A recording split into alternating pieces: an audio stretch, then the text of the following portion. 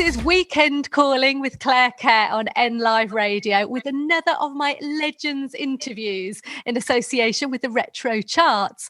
I am absolutely thrilled to welcome the ultimate Queen of Rave to my show this evening. It is the gorgeous and talented Rozalla. Rozalla, welcome. Thank you so much, Claire. What a lovely introduction. Thank you. Oh, it's really lovely to have you. I'd like to start, if we think about way back, and it's nearly its 30th birthday, it's your massive, massive hit, Everybody's Free. Does it feel that long ago, or? Well, in some sense it does, and in some senses it doesn't. But I think more so it does feel like, where has the time gone? Time just flies by, as the saying goes. Time waits for no one, and recently a lot of people, have been saying to me, oh, Everybody's Free is going to be 30 years old next year. And when the first person mentioned to me earlier this year, my jaw hit the floor. Did it? Because like as you said earlier, does it feel like 30 years? And it's a long time ago, but really, where's the time gone to? Where has the time gone? But it's still actually such a popular hit and in people's hearts. What is it about that song that you think makes it so familiar and so popular? Why do people love it so much? I think it's an uplifting dance track that hopefully when it's played wherever it might be, people want to get up and dance or tap their feet or just feel good that the beat is making them feel positive things in their bodies. And above all, the lyrics are very positive. I mean, the opening line, brothers and sisters together will make it through. That to me transcends across humanity, across everybody on planet Earth, and you take it as you wish, and hopefully one who enjoys listening to Everybody's Free will take it in a positive light. I think so. It is lovely, as you say. It's so uplifting. And at the moment as well, people need that. We need to be close to one another, don't we? And share what we've been going through as well. This past year has been so strange, hasn't it? And I think absolutely, when we're out of this as well, I think it would be great if you re-released it. I'm sure lots of people have suggested this to you because free again, won't we? So many things I've been asked, are you going to re-release it again? Are you going to re-vocal it again? And sorts of, things like that. To be honest, it's not a song that I want to re-vocal, I say, ever again. Nobody knows what the future holds, but I've done it twice before in the 30 years, as you can imagine. It's not a song I want to ever revisit to re-vocal again. I want to move on and do new material to add to my old repertoire like Everybody's Free. Yeah, I can understand that as well. So, which brings us nicely on to your new single then. I mean, this is fantastic. And I've watched the video as well for it. And I love the video. Firstly, I think we've got to mention the changing hairstyles and the changing colour of the hair in the video. And it's a great tune, great vocal. You're a brilliant singer. And I love all these styles as well. I love the way 1 minute you've got, a sparkly jacket, you've got the blonde curly hair, and the next minute you've got this beautiful vibrant red hair. And what were your ideas behind all of that? Oh, thank you so much. Well, how it happened, I mean, coming to the different wigs, my husband and I were walking past some wig shop earlier this year, or late last year, December, I can't remember. But, he said to me, I think you should start wearing wigs on stage and get, red ones and blonde ones and blue ones. And I was quite shocked because, it tends to be a bit more conservative. And it's like, plus, I was really shocked. And it's like, because doing your hair all the time when you're on tour, using the hot straighteners or whatever is damaging. And he saw that, oh, my poor wife, just bang on a wig or something, So we got into the shop and I was quite shocked. It's like, that red one really looks good. And why didn't you get the blonde one? I was really shocked, but pleasantly surprised. And the lady in the shop said, they suit me. My husband's like, just go for it. Just do it. Just live your life. Enjoy it, and you're a performer and people want to come out and see something different that they don't see every day. So anyhow, I took the wigs to the video shoot and Ash Stanley, I must give him a shout out. He really pushed to have this video done before lockdown 2 came in force. And so I left, Surrey, we live in Tadworth, Surrey. I left home at about 8:30 in the morning. I drove to Derby, and it was just myself, Yolandi, who helped me with my hair and makeup, and Ash, who's the videographer and did the video. It was just the three of us in the big studio. We took 3 hours, and when Ash saw the wigs and Yolandi, they were like, "That's it, we're going for those wigs," And he's like, just practically bring everything you've got in your wardrobe and what you would wear on stage or what you'd wear to go out for dinner. And Ash sort of like chose that red wig for the, that green sparkly outfit, and stuff like that. So we were all helping one another, and like I said, we were just three of us in the studio.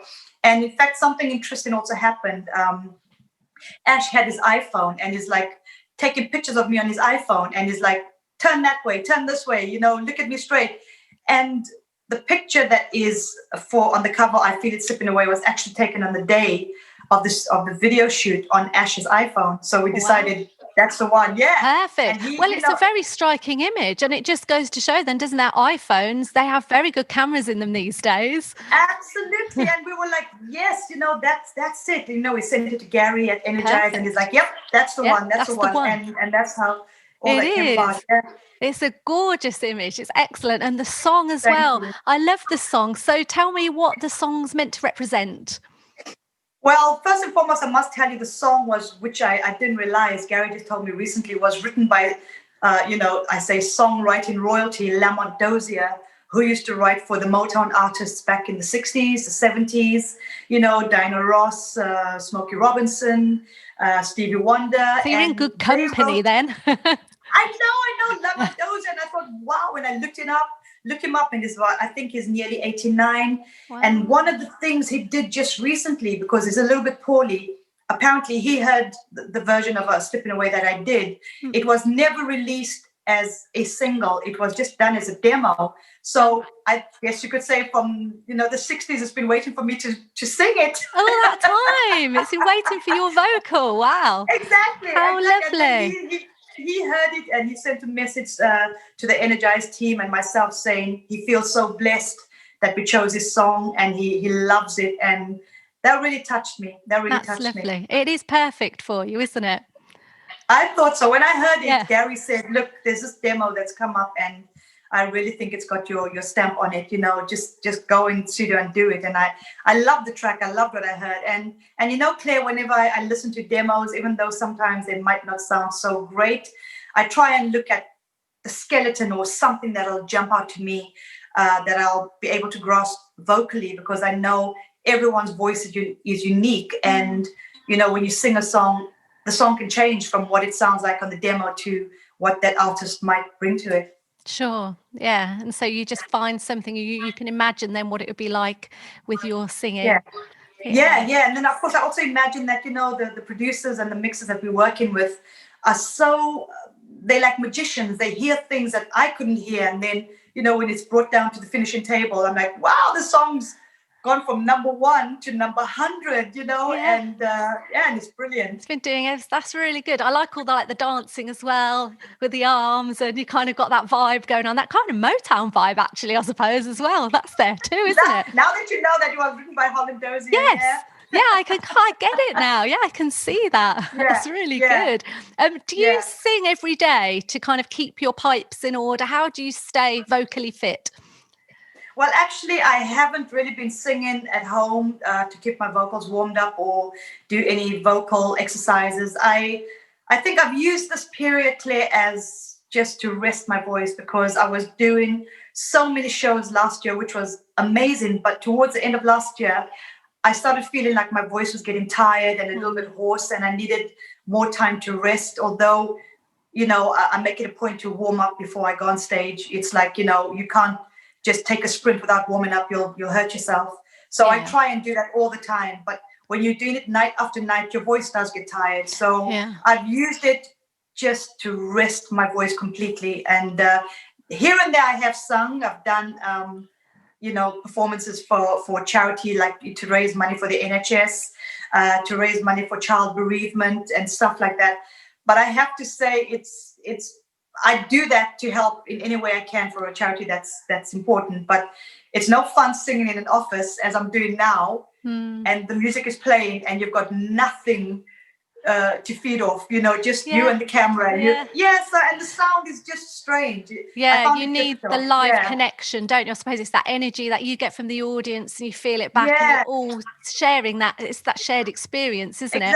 exactly. And the sound, and when I sing, I normally ask for a little bit of reverb on the microphone, and I find it helps me with my vocals, and I can hit my notes high and stuff like that. But singing it in a dry room, you try and hit those notes, your voice sort of, a frog jumps out and you go, oh! Yeah, it's not quite the same, is it? It's not quite the same. Probably, It's not quite probably the is good same. singing in the shower. You get those kind of reverbs. I think you keep it in the shower and then stay there. Then it's all right, isn't it? Yeah, And what else yeah. have you done to sort of, with this time off? I think for a lot of artists, because everything has completely stopped, all the tours, all the theatre, any form of that kind of entertainment that we all crave really and we all need. How have you found it a time of reflection, or what have you noticed anything about yourself or your husband, or just being that kind of idea of just resting your voice but also resting your mind as well and your body? Yeah. I mean, I'm sure for everyone when this whole horrible disease exploded, I think some of us went through a little bit of anxiety, feeling nervous, wondering what's going on, but and it was sad to watch the news and see how many people are being killed, and then you're just thinking, you just take care of yourself. You've got your health, look after yourself, follow the guidelines, and be a good citizen.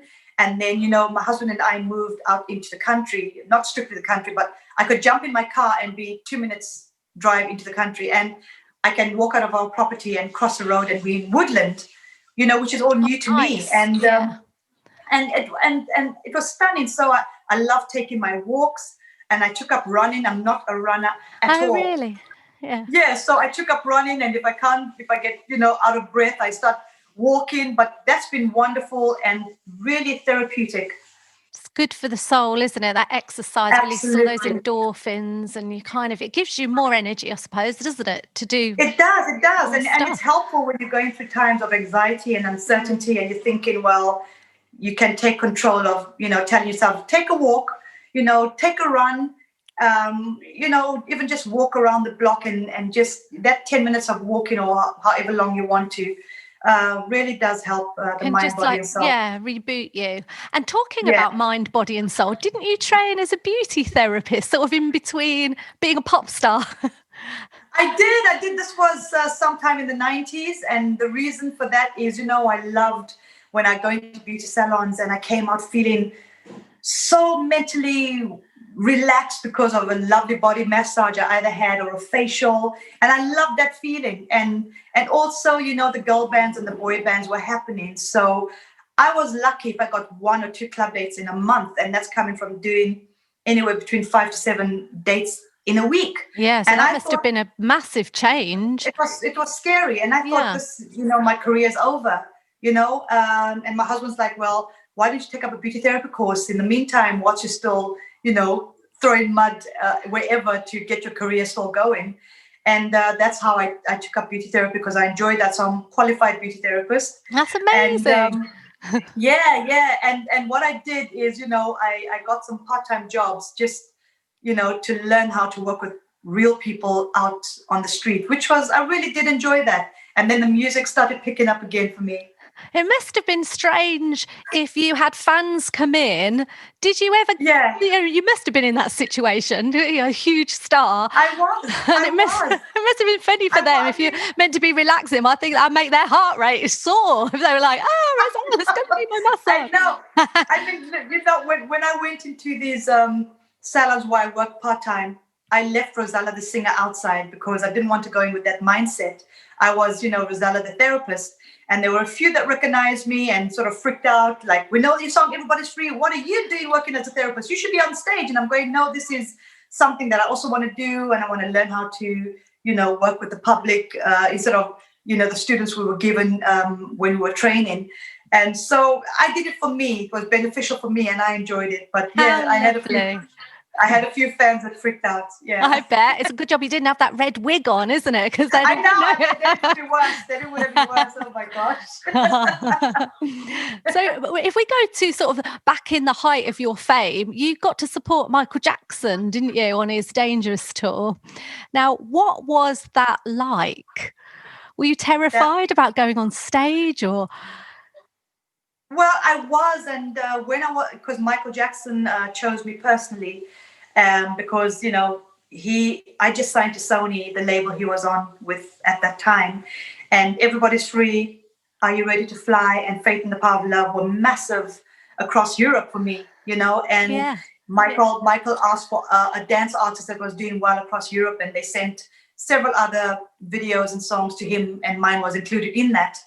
And he personally chose me. I was in New York at the time at the Sony offices, and I got a call saying, you better get on the next flight because Michael's chosen you.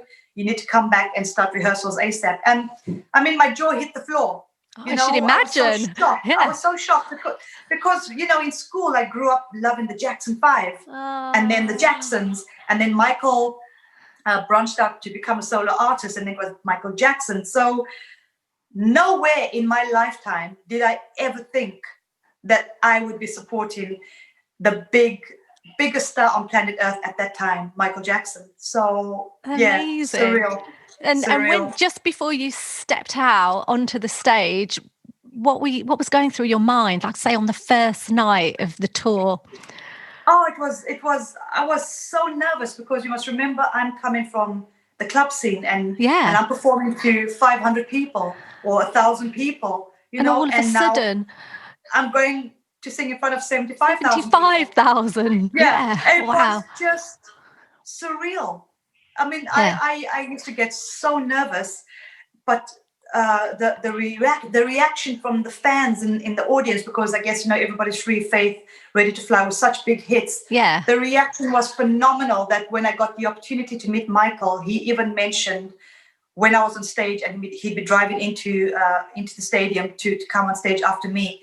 He said, Rozalla, I can hear how the audience are screaming for you, and it was just mind-blowing and clear. I will go to my grave believing and knowing that was one of the highlights of my career. I'm not surprised. So it's a huge accomplishment. And what's he like? Did you get to kind of hang out with him much? Well, I met him twice on tour. I mean, it was a busy tour. Honestly, I really don't know how he did that. We did 43 dates and they were back to back. I heard rumors that they had 2 or 3 stages. So one stage would be set up in one city where he'd be performing. The other one was being driven to the next city and so on. And he was traveling every other day. And as for me, the little support act, I was either flying or I was in the tour bus or I was on a train. And I tell you, it was so tiring. It really got tiring. But the adrenaline and the excitement and the people on that tour, it became like a small little village. Everyone was there to earn a living at the end of the day. Yes. So you all knew we're in this to earn a living for our families, to put food on the table, and this opportunity that's facing us to travel around Europe and perform for these wonderful fans who have bought tickets and have come to watch it. That's what keeps you going. Yeah. I bet it was a wonderful experience. Just absolutely amazing. Amazing. It was.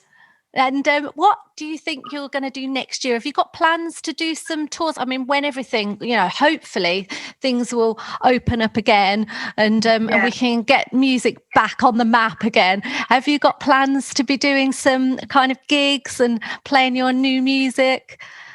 Absolutely. I mean, earlier this year, in January, my husband and I were looking at my diary, and I had 70 gigs across the year and more to be added. And of course, everything stopped. 2020, we all know everything stopped. Yeah. So a few of those dates have been completely cancelled.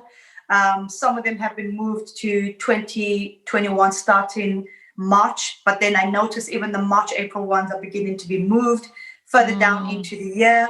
So there are gigs. There are gigs there, and it's just a waiting game. It's a waiting game. But I hope to.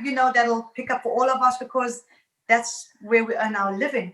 you know. Yeah, it is. And people are just hoping and praying, we can go back and we can go to these gigs and we can all be together and we can all sing along to some great music. And that's what we really crave at the moment, isn't it? It's what we all want.